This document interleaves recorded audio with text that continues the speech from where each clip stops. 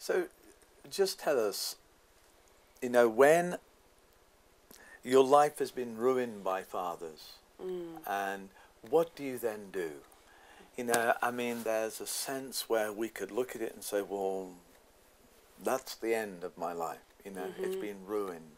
Yeah. So what can we do in those situations? Because there's probably people who are watching this who they hear what we're saying and saying, well, hey, good riddance. Yeah. And, you know, from your own experience, Sheri, just what you've done with that. And because I know you were talking to us earlier, you were saying now that your stepdad is now living with you. Yes. And you're looking after him in that sense. I mean, something's gone on. Yeah. Tell us. You know, my stepdad was a very abusive man. He, in many ways, and especially physically.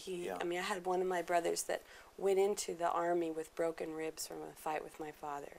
He was always breaking something, throwing something. Every house we lived in was scarred by his outrage and anger, and he was just, everyone was afraid of him. That's how we lived, was just so fearful of him, and he was very inappropriate with me. I was the only girl, and so I lived a lot of years very angry at him and really blaming him for everything I could find that was wrong in my life. It was this man's fault, right?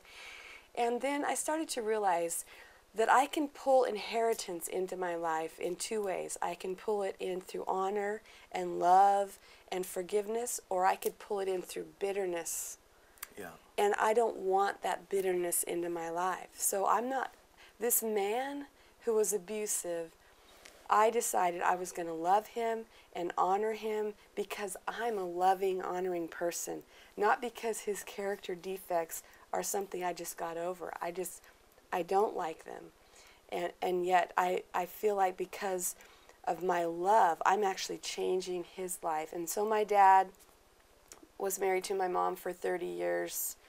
And after my mom passed away, all my family pretty much stopped all communication with him because she was the only reason we came around. Right, okay. And so I knew that if I didn't engage in a life with him, he would die a very lonely man.